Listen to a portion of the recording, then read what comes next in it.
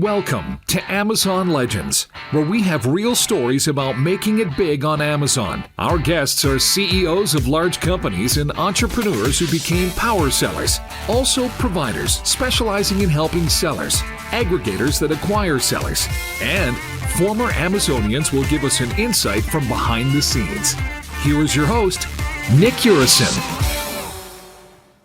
Welcome to another episode of Amazon Legends. My next guest today, actually guests, I have both partners of Channeled.net, and I've had the pleasure of having them before. We dug into a fairly deep subject, and we wanted to do a follow-up because it's such an important subject that we want to cover with them, which they specialize in. So they are the co-founders of Channeled, which is an e-commerce agency for private label sellers. And both of them, when they are not working, they like mountain biking and running the kids around. So with that, everybody, meet my guests, Andrew Hurley and Matt Helming. Welcome, guys. Thanks, Nick. Thanks, Nick. Well, nice to see you guys again. Last time we dug into why brands should focus on the big picture, not just Amazon. And today we are going to talk about something very important, which is transitioning from selling to Amazon, which is called 1P, or selling on Vendorcentral, to selling on Amazon, direct to Amazon customers, which is called 3P or Sellercentral. So with that, let's jump right in, and we're going to cover all the moving parts in this in terms of what are the challenges, what people should be prepared for. So let's give it our best shot. So who wants to start? I'll jump in, Nick. We can talk quickly about some of the reasons that, drive brands to examine this decision, the transition from 1P to 3P. We don't need to spend a ton of time on this, but this has been an increasingly occurring conversation for us as a business. We're running into more and more businesses that are needing to think about this decision. The causes are everything from Amazon is showing up and actively culling their 1P program, right? So they're telling brands, you're not doing enough sales here, so we're not interested. We don't want to continue to take your order. So brands are being forced to transition to 3P. We have Amazon showing up and saying they don't want to accept cost increases that brands are being forced to take in, a fairly competitive environment today, right? Like, we don't need to go into too much depth on the macroeconomic headwinds that most businesses are facing in terms of increasing costs. It may be as simple as, not hitting your goals, right? In 1P, you're not seeing the business grow. You want to do better. You're seeing your business grow in other channels. It's not doing it commensurately in Amazon. So you need to figure out, like, what can I do to have more control? In terms of, competition or secondary impacts, also, we're seeing very interesting dynamics at play where we're talking to businesses that might be very competitive with their peers in other channels, but they're not seeing that same level of dynamic on Amazon, right? And it's often a result of, secondary impacts. For example, their multi-channel brand awareness play, right? They might not be advertising in another channel. They might not be engaging socially. Those are reasons, for example, that can cause things to happen that are out of a brand's control. For example, they may just start buying more deeply into a competitor because the competitor is doing better at these other things, right? And so through no fault of the brand's own, they end up losing market share to another brand just because they're not doing those things that, could drive more success.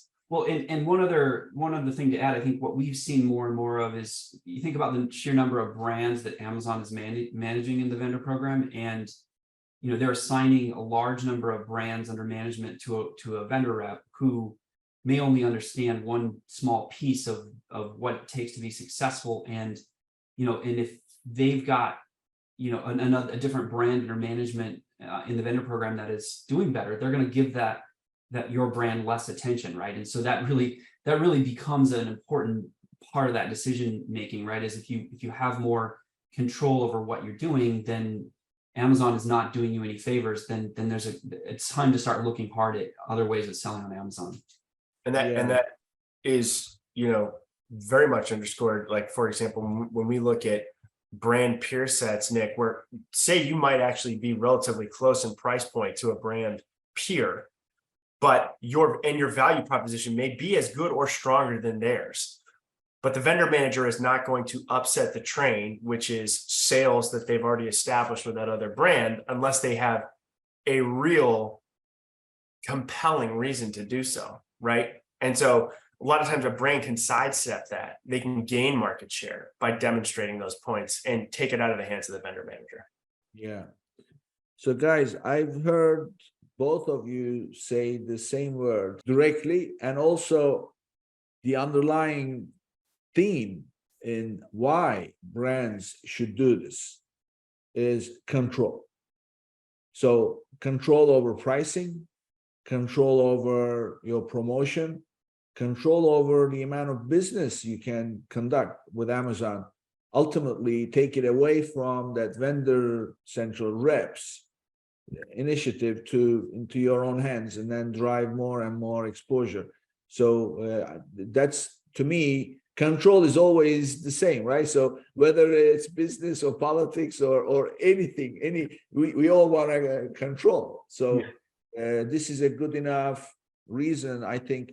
And frankly, yes, Amazon is selling some of the products, but there is also the action by the government about this third-party sellers, how third-party sellers are being treated versus Amazon doing. So Amazon is under a lot of scrutiny when they have direct sales. So I think that, to me, I advocate all the time.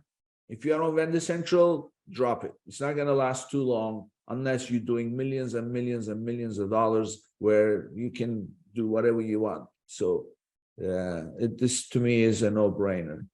So let's now jump in. So let's say that I'm treat me as they say, as a 3-year-old Amazon 1P seller. So I'm receiving POs from Amazon, and I decided, I listened to this episode, came across you, you told me, and I said, okay, fine. What are the things? Walk me through step by step. What happens once I make that decision? Yeah, and I think, Nick, one of the important things that we always start with is it doesn't necessarily need to be an all or none, right? There are cases where Amazon may be doing a better job on certain SKUs, and you shouldn't necessarily just immediately transition those, right? You can live in a world where you're doing a mix of vendor, so 1P and 3P. In cases where we'd strongly advocate that transition start happening is where SKUs are either Amazon self-issuing purchase orders for those SKUs, they're not taking a price increase, or they're not giving it the right attention, right? It's not doing as well as it could, or they may be new items where you can start in 3P, because you don't want to give up your meal ticket, right? Because that transition can take a little bit of time.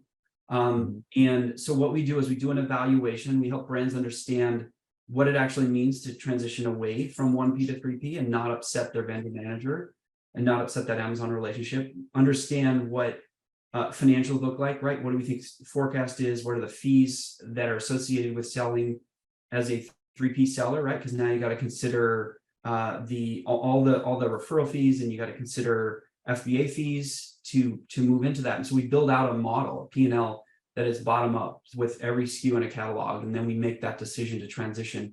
We get accounts set up, and then we start taking over ownership over those UPCs, right? So what we want to do is really important is sit on any existing ASINs that are there, right? And we don't want to create new ASINs, so we use the same UPCs. We take over ownership, and then we start getting inventory and transitioning away from that 1P relationship. Yeah, this reminded me of something. So when I started Argometrics, I went to, as you put, 1P sellers, and I tried to convince them. And in the process, I had to make the case, financial case of why this makes sense. And I created this because I love numbers, and I love creating templates. So I created this template that would simply plug in. You would plug in the rank and the price point and everything else. And also, these were brands that had resellers, so they were not in the buy box 100% of the time either. Right. So, I mean, even though because Amazon always dominates the buy box, but nevertheless, inventory situations, blah, blah, it's not 100%. You cannot say it's always. So, bottom line, it proved to be, after all the FBA fees and everything, the commissions, the fees, and the storage, and you name it, the numbers came out ahead about 60% net. Yeah. Would you agree with those numbers? Yeah, it's typically quite a better picture for brands. There's a little bit of a spectrum, right? Brands who have experienced selling direct and other channels get it real fast, right, Nick? They're like, I understand what selling at a retail price does for my margins in other places. So on Amazon, it can happen fast. Other brands that we talk to that are a little bit more legacy or have grown up in a more traditional wholesale world have a little bit more trouble getting a handle on this because they don't really sell at retail anywhere else. That, you know, they make a wholesale sale and then they're just like, okay, it's done. So they don't really understand the impact on margin. And that's a fair point, that like when we do this, we're helping a brand think operationally about this, right? Because there's a bunch of components there, right? Which is like, how do you enforce map pricing? Like, do you police that in other channels? Do you have reseller agreements, right? That could bleed into, do you have resellers on your listings already, right? Because you might be selling to Amazon on a 1P basis, but many of the times when we're talking to brands that are transitioning, because they've been selling in a wholesale format, they've often sold to many distributors, and they might sell to big box retailers, but then also like small mom and pop regional retailers. And those are often the worst. The mom and pop retailers show up on Amazon because there's a lot of them and you got to play whack-a-mole, right? That's when we have to come in and we have to, you know, we either reach out to those resellers directly and say, look, guys, you know, you agree to a map policy that you're not adhering to, right? So we're going to stop selling to you.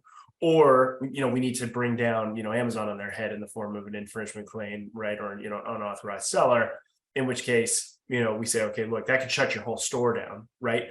And that's a sensitive discussion to have for brands, because for some brands, those might be, for example, you know, representative of meaningful sales in other channels, right? Like you could have a retail distributor that is buying a fair amount of product, and you don't want to blow up that relationship over a couple of dollars of sales on Amazon, right? But the mix being that the brand needs to have control over that. So that's something to walk through. And then, you know, as follows on map pricing, then there's promotion, right? So like, when are you running sale? Where are you running sales, on what sales channels, right? So we're helping brands to think about, you know, what are the impacts of a, you know, promotional calendar? And usually we start simple, right? Practical on those things. For example, like, when are you going to run afoul of Amazon because you just slipped? You ran a promotion somewhere else that Amazon didn't get access to. You get a high price and it shuts down your listing, right? Like that's a practical consideration. Then there's, you know, optimization considerations, which is like, am I, for example, running parity promotions driven by Amazon holidays like Prime Day or tentpole events, Black Friday, Cyber Monday, that, you know, my shoppers may be finding me on Amazon, but then expecting those discounts to be occurring in other places as well, right? And my retailers may come to me and say, hey, if you're going to do this on Amazon on a Prime Day or Black Friday, Cyber Monday, I should get a right to do the same thing in my other channels. And again, these are not right or wrong answers. These are discussions we have with every brand. You know, promo strategies are specific to each brand. You know, sometimes it happens, sometimes it doesn't. That's an example of, you know, one of those follow-ons. Well, you've covered several things. Let's dive into those individually, because I want the listeners to understand these individual pieces and how to deal with them. So one thing, Andrew, you said is a relief for anybody listening and looking to do this, is, look, you don't have to jump into this ocean of going from Vendorcentral to Sellercentral. You can do it, you know, slowly. You can do it selectively. So that's a big deal, because you can, in fact, so applying that idea, you can say, okay, you know what, this is what I'm selling to Amazon right now on these items, but I'm going to launch new items on Sellercentral. And then let's build them up. Let's learn the whole process, and then we can start to bring in one by one. So that's it. That's a big deal, really, for me to hear from you. because this is not like suddenly you're going to get so many things that you have to do.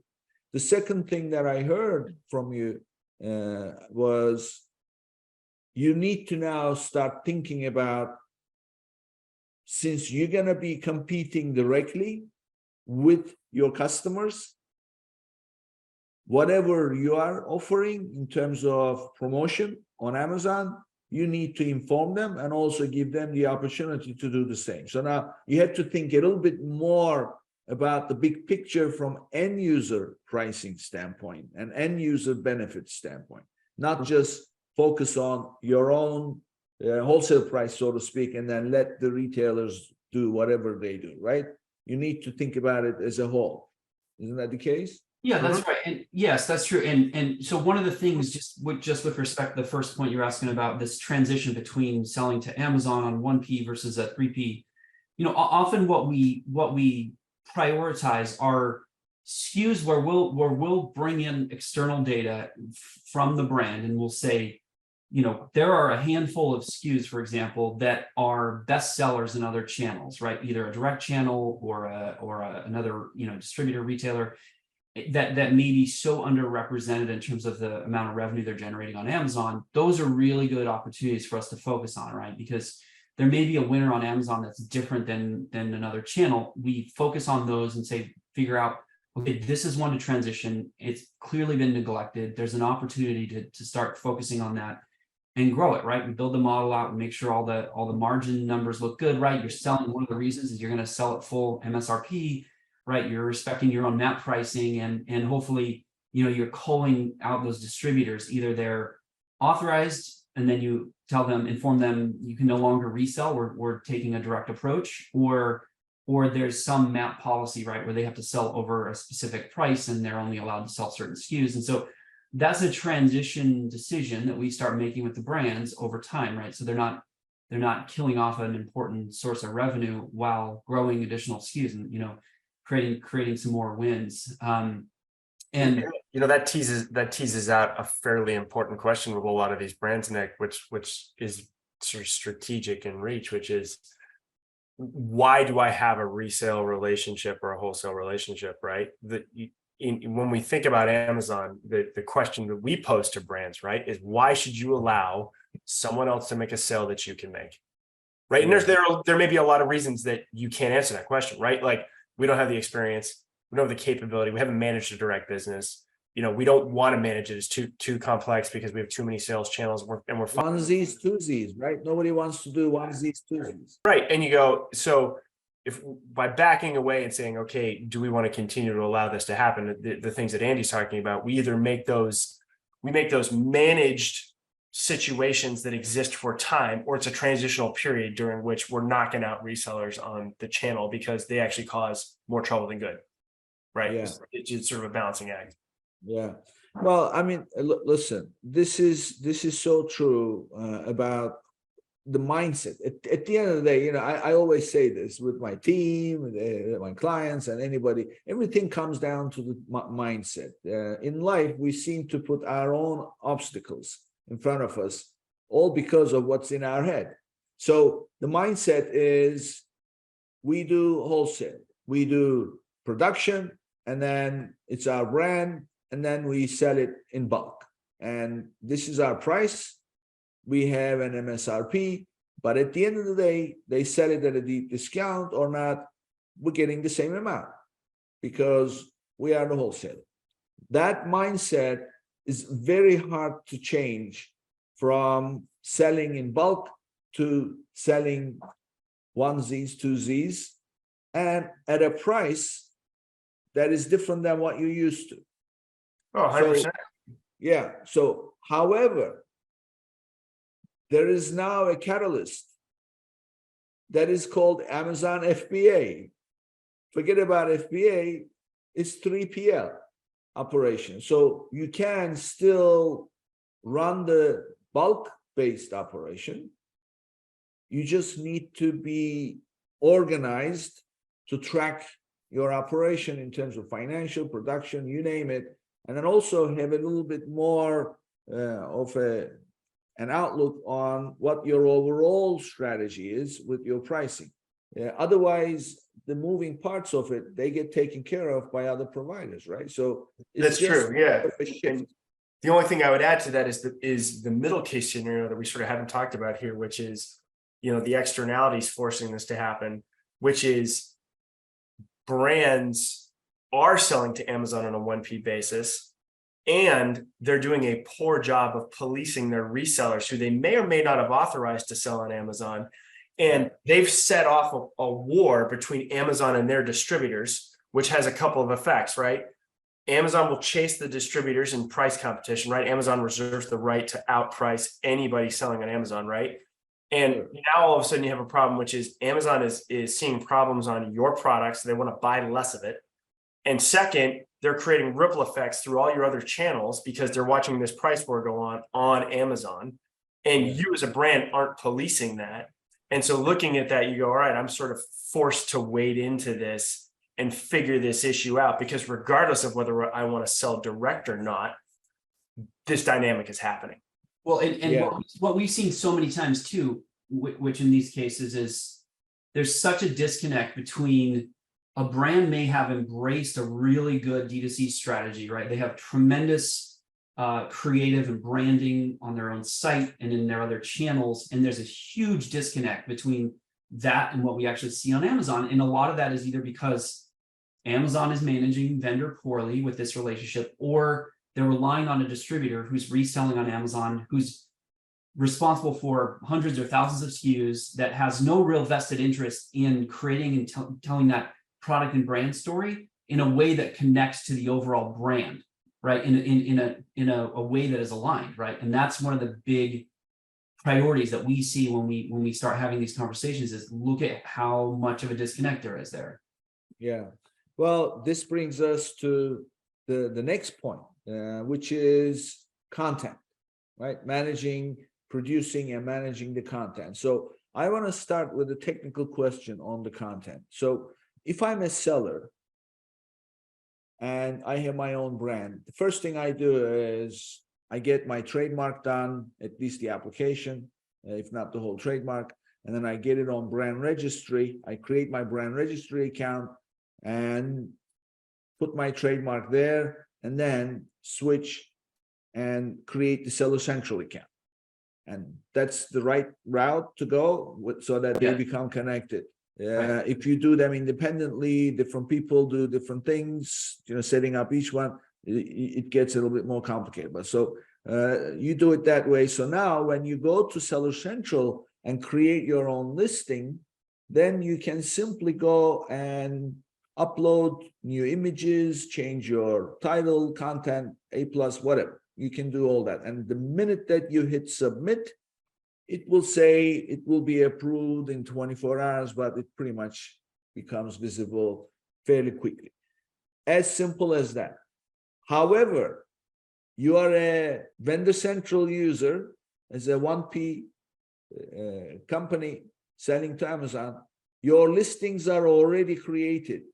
And when you switch to Sellercentral, tell us about the relationships now with the brand registry situation, the existing listings, who has control over those listings, and what are the things to do with that situation? Yeah, so we, what you outlined is generally the case, not always as straightforward, right? There are always cases where with Amazon's kind of outdated backend, things get stuck. When making that transition from vendor to Sellercentral to 3P, it is effectively a similar process, but we do have to go through and ensure that, we do want to sit on existing ASINs, and we do make requests to Amazon through some specific teams to take over ownership, right? Which starts with having the seller account and the brand registry tied together, and then going in and making a request to take over ownership of those listings, right? Sometimes that takes a little bit of time, but we always involve, Amazon in that. It's often the case where that happens in a little more straightforward, simpler way because of the connection with the brand registry. But there are other cases where we have to fight with Amazon a little bit, and we always do end up getting control over that before. You certainly don't want to create new listings. We want to take over those existing listings and lean into that existing momentum. but that is the process, right? Is to make sure that that seller account and the brand registry are tied together, and then you're going through and taking over ownership over those listings so that you can update the listings in all the ways that are necessary. And this is, there are some practical considerations for brand here that these questions sometimes fall through the cracks, Nick, which is, we think about this in parallel track. We think about it sort of operationally and from a marketing standpoint, right? From an operational standpoint, there's nothing preventing you as a seller showing up, right? You can open your seller account, right? You can create a listing against an existing ASIN, right? So you can create a listing against your own branded ASIN, right? So you can be creating your FBA plans, replanning inventory, getting ready to send product in. So you can essentially be selling, right? So when we help brands to manage the transition to avoid interruption from 1P sales to 3P sales, so many brands are terrified, right? That demand, it's gone, right? So it's going to evaporate and that there's going to be no sales. The ASIN is indestructible, lives in the Amazon catalog, ranking, reviews, advertising performance, all of those things continue to exist absent Amazon being there as a 1P customer. And so if you are there with inventory ready to go, right, you can experience very little loss or interruption on those ASINs, continue to sell into them. And then what we're doing is all those things that Andy just laid out, which is on a parallel track. We're taking over that ASIN. We're thinking about an optimization plan. We're bringing that up to parity with a brand's, DTC presence elsewhere. All those things that you need to do to take control of it. Yeah, I mean, this is another easy situation to deal with, because the listing is there. I mean, as you put it, ASIN is indestructible, and ASIN is attached to the UPC. So therefore, you're not going to create another ASIN with the same UPC. So it's the same one. So you can simply go search that ASIN in the product listing search. It will come right up, and then you simply create your own listing. And then in the process, while all this is going on, and then you start your ship your inventory and sales, and you simply work on taking control of that listing to update the content. It's another easy way to start. There is another scenario that I've come across several times. There are duplicate listings. So, and Amazon loves hearing from sellers, and of course, brands are the ones that will get the most out of this, is if you find those duplicate listings for the same product, then you can ask Amazon to merge them.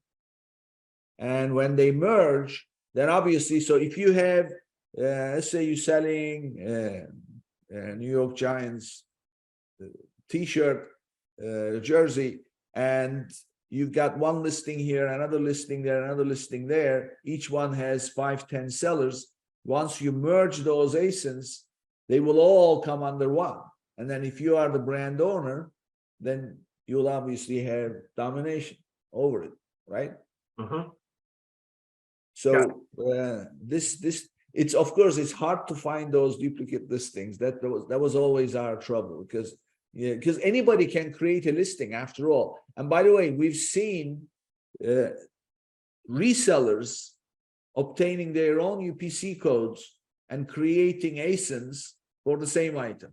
So you really need to be on the hunt for it. Yeah, and I think, Nick, like from the very beginning of the marketplace model, right? Amazon introduced, an ASIN, right, which then allowed people to put multiple offers against effectively the same item. Unlike eBay, it has been a little bit more.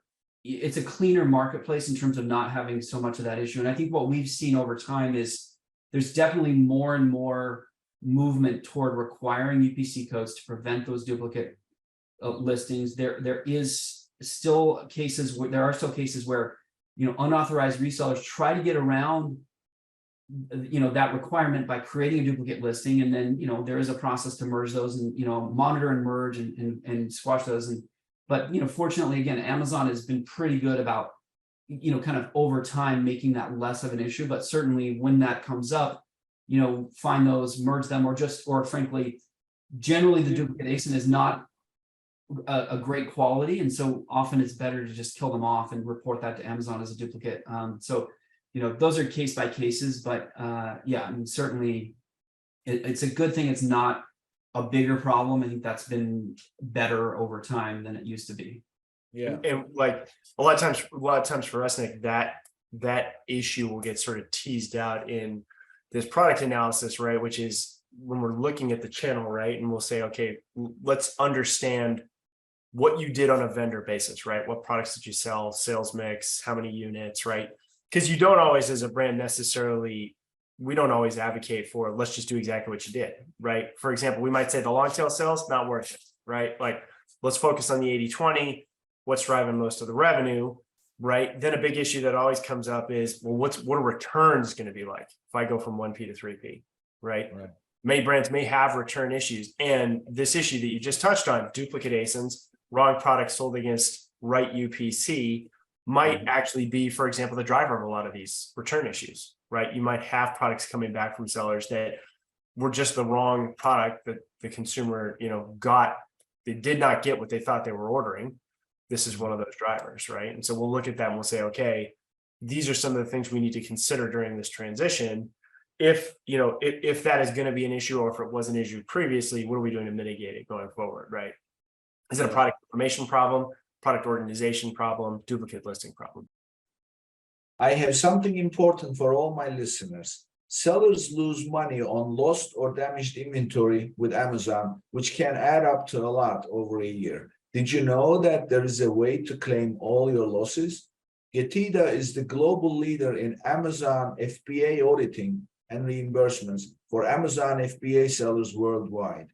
They deliver results with no upfront costs. They get paid only when you get paid.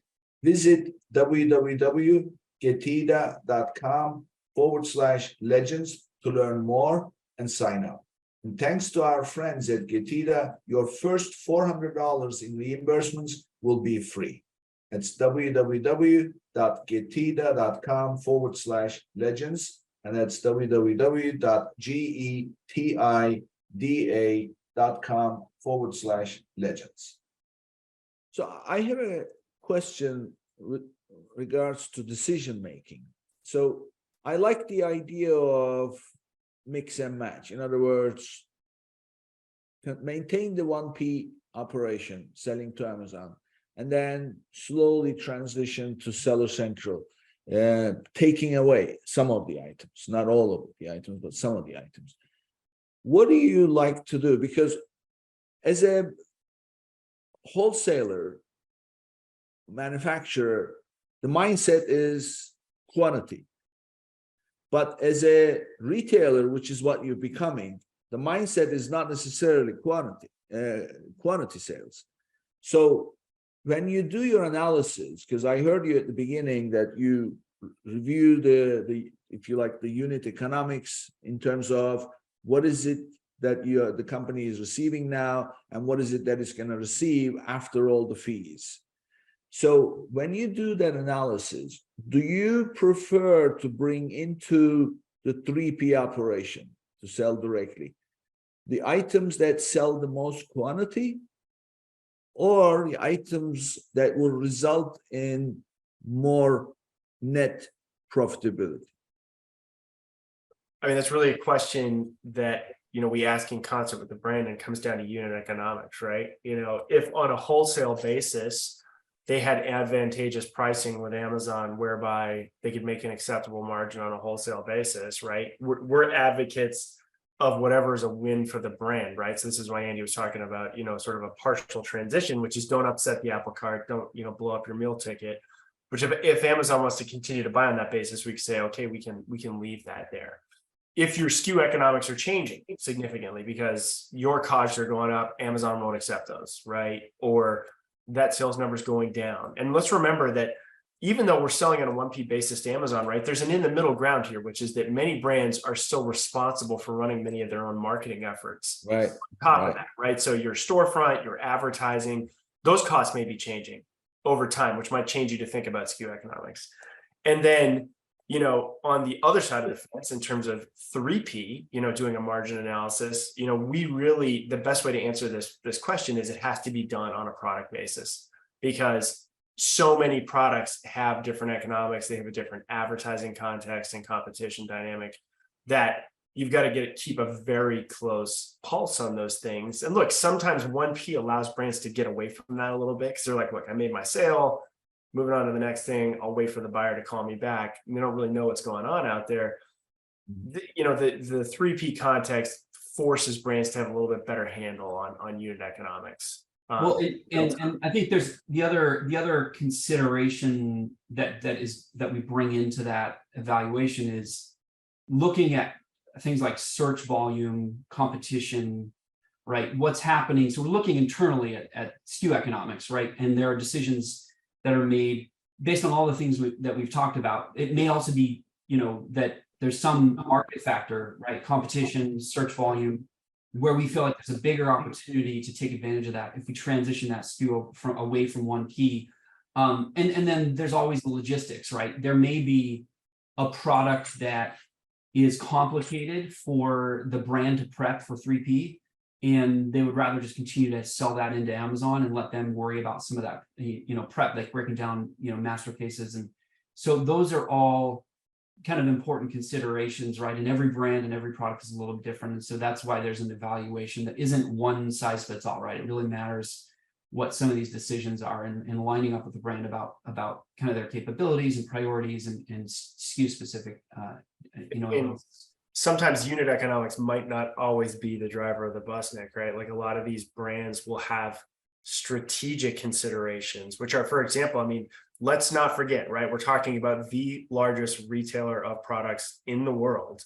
And so brands that are getting to sizable sales cannot afford to not think defensively or strategically about their market niche, right? So they can't say, sometimes they might say, the unit economics aren't great in a particular niche on Amazon. However, the ripple effects of losing significant market share to a competitor on Amazon will hurt them in other places. So you might say, look, the unit economics here aren't particularly great, but we still need to keep, our feet next to the fire, so to speak, because we got to defend brand awareness in other channels. Yeah. Well, there's one more thing, and that's the inventory that you'll be carrying as the retailer now, because you're going to be a retailer. So if Amazon is giving you POs, at the end of the day, they'll write you a check. For whatever the quantity, and if you are carrying it yourself to replenish your sales, then there is nobody to bill to. So there is, and if it's a higher ticket item, then the value of the inventory you'll be holding will be greater. So there's so many factors. It reminds me of this favorite saying about strategy versus tactics. So strategy here. Have I ever told you that phrase that I love this quote? I quote all the time. Strategy without tactics is the slowest route to victory, but tactics without strategy is noise before defeat. So this thing that you describe here, this little conversation is so strategic. You make the wrong decisions to switch the wrong item, then you're going to pay a long time. You make the right decision, even if you execute badly, you'll still be okay in the long run, because that was the right thing to do. Yeah, absolutely. Yeah. Okay, so we got the account, we made the decision, we picked the right items, and we successfully switched the listing, took control. Sellercentral is in place, brand registry in place. Okay, what else are we considering in this? What is on our plate? Well, sorry.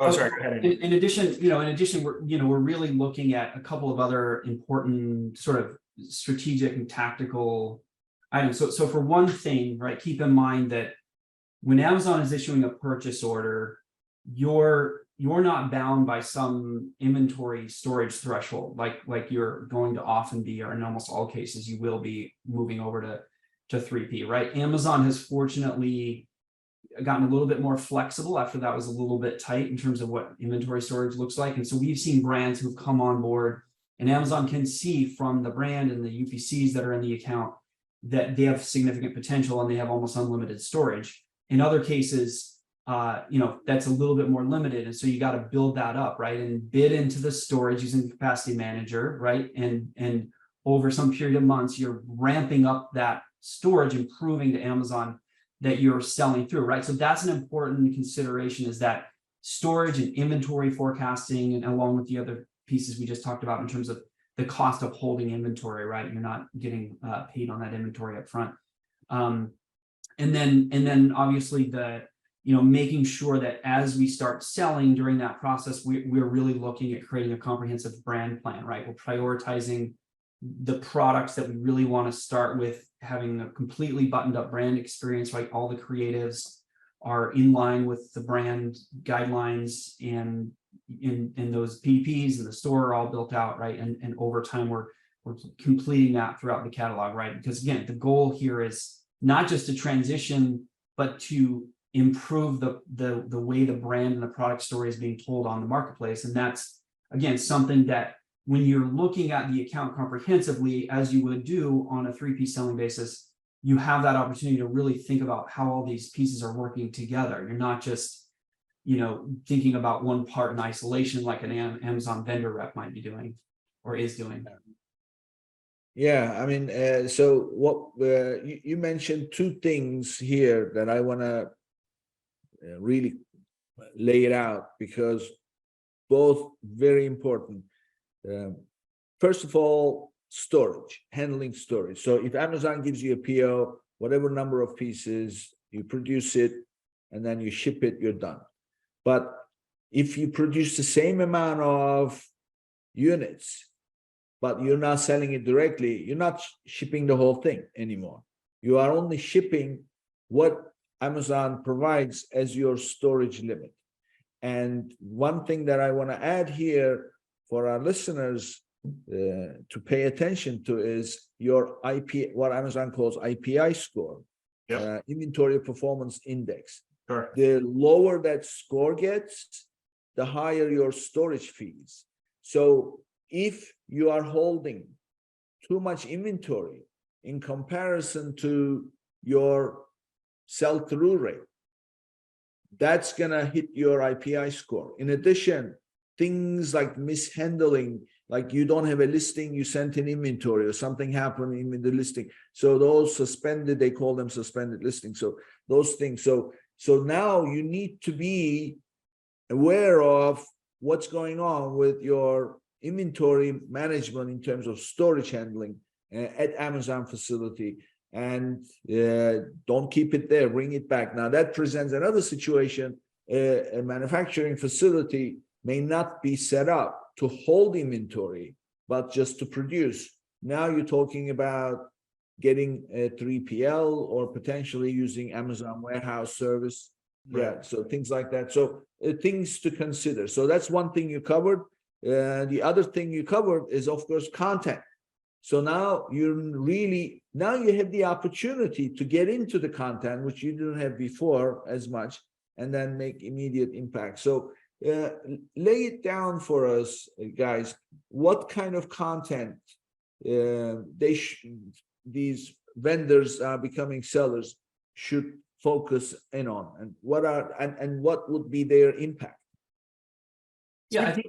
Oh, go ahead, Matt. So we generally like to step back, understand, what a brand's overall sort of brand awareness and general content strategy is, right, Nick? And this can be varied, right? Some brands who are very wholesaler centric think about this very differently than brands that have a lot of direct selling experience, right? And so in some cases, like the brands that are very experienced in the direct selling context, it's a parlay or a translation of what they're doing in other channels to an Amazon context, right? Versus having to craft a creative strategy for Amazon because maybe a brand doesn't have experience with that. I mean, we work on both ends of that spectrum. But what we're going to say is, look, from an Amazon standpoint, right? The most important thing we can do first is making sure that our customers are aware of our products and all of the features and benefits that drive conversion, right? And that they're presented consistently, right? So to boil that down, it's looking at what categories that we're selling in, what are the features and benefits that are driving conversion, what's driving conversion in other channels, right? Because we can learn from other channels, right? And those same things should be driving that dynamic on Amazon. And look, sometimes Amazon as a one-piece seller may have been doing an okay job in communicating some of those. More often than not, honestly, it's not the case, right? Amazon is trading on the fact that a consumer wants to transact on Amazon, but they're going to learn about it somewhere else, right? So it's our job to help the brand bring that experience to Amazon, right? So then we say, okay, look, a consistent strategy is, the following points, right? It's like, what are we doing on the PDP? How are we presenting the product? Like, is it photography, infographics, the A+ or EBC component of the page? What's going on in the storefront? How is the storefront presented from a merchandising standpoint in terms of navigation, product information, landing pages, right? And then tying that back to things like advertising. And so when we're working with our brands, a lot of the time, the question may be that they may have, for example, a crack creative outfit, right? That we can drop into and say, okay, look, you've got great resources we can leverage. Let's just go through the process of getting that sort of tuned up for Amazon. Or we might have to bring in our own creative resources or work in concert with ours to say, you know what, there are some things we need to do specifically for Amazon, right? To think about specific photography or call outs like infographics or, video assets for, advertising, right? Or the storefront or the PDP. Right. And hopefully a lot of the brands that we're working with, and if they don't have this, we help them craft it. They have a brand style guide, right? So we bolt onto that, create a version from Amazon, right? And it's not for Amazon. And it's not just about, having the right number of images at the right specs, but, and not just having infographics and videos, but aligning those specific assets to how people could transact, right? So asking questions with the brand, when someone buys this product, what is it they're asking about before they make that purchase decision? And ensuring that we really prioritize and create consistency within the PDPs to communicate all that information. And on the back end too, when we have a lot of conversations with brands where we're saying, look, you have a return rate that's unacceptably high on certain products. And if you're accepting a 20% return rate, it's way too high. Why are products being returned? And what do we do to mitigate that with not only copy on listings, but any of the other assets and post-purchase follow-up emails and that sort of thing that help people understand before they purchase, what are they getting? How does it work? How do they use it? And on the back end, if there are questions or information that is required about using the product, that is clearly communicated. And so we've seen that, again, brands don't always have to think that way on their D2C strategy because they have customer service teams that can directly interact with customers in meaningful ways. And there's some tools to do that now on Amazon as well with some third parties that are really actually very helpful. But before you get to that point, communicating those really important pieces is critical for brands. And helping them think through that. Again, they might be doing that to some degree in their other channels, but we're putting it in an Amazon context to make sure they understand how it comes to life in Amazon. Just works a little differently.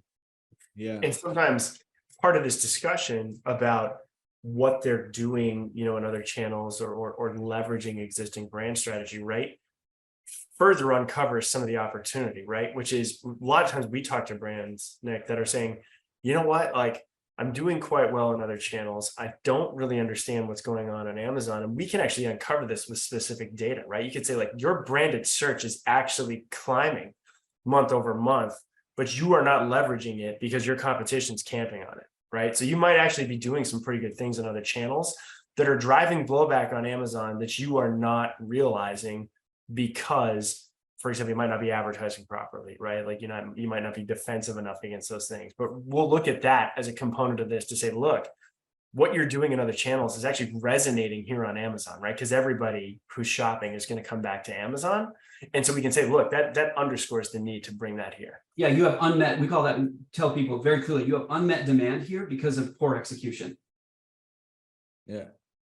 Yeah. I mean, what I'm hearing from you is, again, this is a mind shift, because when you're doing wholesale, you've got a supply chain and you provide the features and the technical specifications of the product. And that's pretty much the extent of what it is that you're selling. Of course, there's some pictures and everything else. But the minute that you start selling on Amazon, now it becomes storytelling.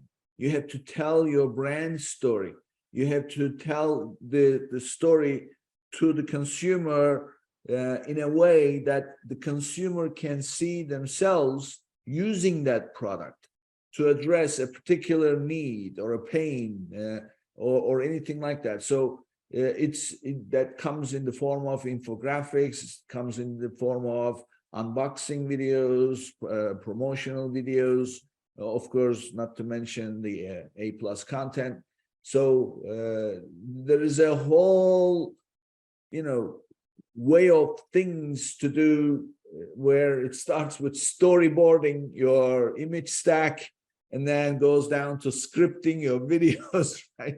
So that has to be the approach. So guys, I got a couple of minutes before I move on to you, and we've got to touch a little bit, and this is a rabbit hole. It can be a rabbit hole. It's the systems and management of the transactions, because now it goes from cutting one invoice against a PO and getting paid to a settlement report, inventory management in multiple locations, because it's still your inventory at FBA. Just give us your quick overview of how to go about handling those things. So the quick overview, often we have to, this is part of the process, we have to, coach brands through and sort of teach them how to manage, right? So, to boil it down to its most essential, right? It's understanding, so we'll use inventory as the first component you touched on, right? So now brands have to go, sometimes they may have direct selling experience and their own fulfillment experience in other places, in which case bolting on Amazon as an FBA selling component, right? Another source of inventory might not be that difficult. They might already be used to, for example, like, virtual inventory locations, right? So whereby they're carrying inventory on their balance sheet, it's just sitting somewhere else, and it's a transfer between two locations on their balance sheet handled within their ERP. Some brands might not have experience with that, right? And so we may have to get in and coach them on how to, set up their ERP to do so, right? We have experience working with many of those. We don't need to go into each one of those, but teaching a brand how to say, okay, look, you're not going to get a PO for this, right? So now we sort of parlay to the transaction component of this, right? Which is that with some brands we'll work with, how do you gather an understanding of, the transactional component of, inventory selling on Amazon, meaning, as you sell a product, right, you've got to decrement that inventory by whatever amount of units you sold, and then understand what is the impact back to your channel P&L, right? So the sales and all the costs associated with the movement of that inventory. And so again, that could be facilitated by an integration or a connection that marries Amazon transactions back into your ERP, right? And will help brands set those up. Again, it depends on the complexity of business, right? Many businesses may be small and rapidly scaling, in which case they're fairly flexible with their architecture. Some brands we work with are quite large. They might be, international, right? And have very entrenched and established processes whereby we have to help them marry Amazon data to an existing process. Sometimes we might get lucky, right? They might be, for example, Nick, like big Amazon sellers in other regions, right? Like UK, EU, they're coming to the US. They already have some experience with this, and it's just sort of, helping them get a handle on, for example, like US transactional data versus like what happens in Germany. So there's those components of tying it back to the ERP and the inventory management system. And look, there's usually a little bit of a learning curve with getting that to go. But the good news for most brands is that between integrations that are out these days that integrate with pretty much any ERP or financial system there, and inventory management software, that these are very easy things to facilitate, right? Like we can help most brands handle this, and it's usually not too difficult. It takes a little bit of considered thinking up front, a little bit of planning, but it should not in any way for anybody be a deal breaker, right? Or a gating factor to making this decision. Yeah, it starts with a little bit of education, and then knowing what questions to ask these brands to say, how do you handle this? What system of records are you using? Okay, here are the options, either something that ties into a system they're already using, or putting something else in place. Fortunately, there are a lot of decent tools out there that accomplish a lot of this, just whether it's inventory reconciliation and recognition, or accounting and cash flow reconciliation, right? Those are, we're not trying to reinvent tools that exist that are purpose built for handling those types of things for that whatever their requirements are. There's helping brands understand this from a sales and marketing standpoint, right? Like I spent a certain amount of ad dollars, I got ad sales, right? And then there's going down to the nitty gritty transactional level stuff, right? Which is like, how does Amazon timestamp a transaction, right? Collected in Greenwich Mean Time, corrected to Pacific, then reported to, Amazon Sellercentral reports. You got to pull that out, and a brand might get all wrapped around the axle because they lost 500 transactions. You're like, no, you said they happened on Monday. They actually happened on Tuesday, right? Yeah. Like the little stuff you go into those things, like you help brands to figure out. But again, these are like, sort of table stakes for making this change, and this day and age with, the integrations that are out there, usually pretty easy to get a handle on. Yeah. And we coach, we also, I think the last component of this is just coaching brands through how Amazon reconciles all these things, right? Like the 2-week settlement and payout cycle of time, how they correct for returns, right? A lot of brands have trouble accounting for these things because, for example, like Amazon's cash impact of returns hit your settlement statement when they happen, not in respect to an order, right? So everybody looks at January and goes, oh my God, my returns are crazy relative to December, right? Whereas sometimes we need to help brands look at this on an order corrected basis, where we say, look, your return rate actually didn't change all that much from a cash basis. You're just seeing overflow from the fact that Amazon allows a 30-day return window, right, on an order, right? So those returns can lag quite a bit sometimes. Amazon is changing some of those policies, right? We see on the horizon that hopefully some of the return policies that have been so liberal in the past are going to be tightened up to help protect brands. But again, this is just part of that coaching component in terms of understanding everything. And then I think the other thing you mentioned was there's all those little hidden fees that you don't always expect as a brand, which is like service administration fees and refund administration fees. So again, just an exercise we go through in terms of a P&L, right? We build it out to help a brand understand what the channel impacts are going to be. Yeah.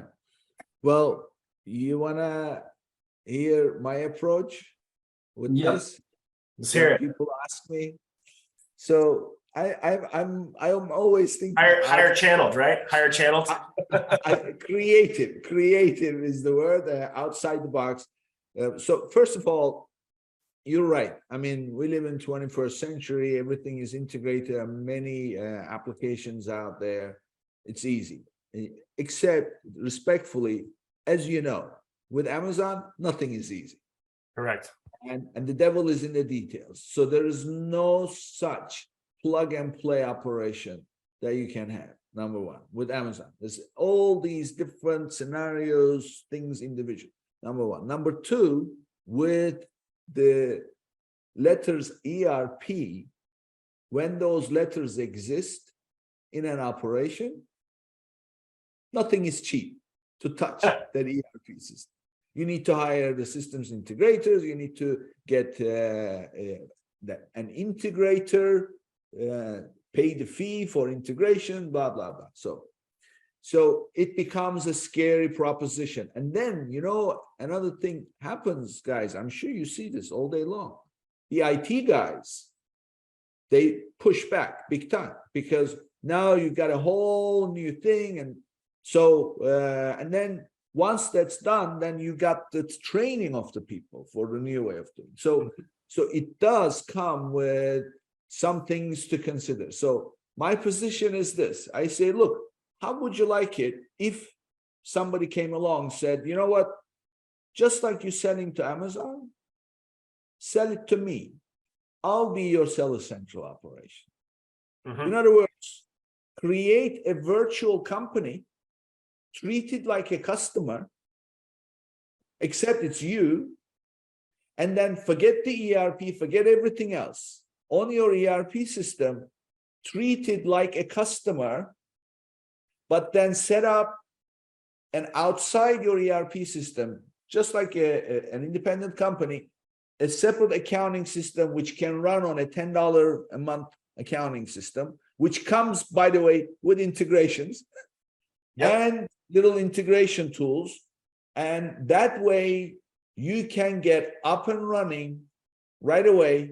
And then all you do is you accumulate and you produce a P&L and balance sheet just for your Sellercentral operation without making things complicated. At the click of a button anytime, it only gets updated every other week when the settlement report comes out. But who cares? You're not going to report every day anyway. And then at the end of the year, you can invoice this company the profits. So that way you have the best of both worlds. So this way, there's no integration, no nothing, just a bit of a mindset shift that we're not asking anybody to set up a brand new company. It's a virtual company.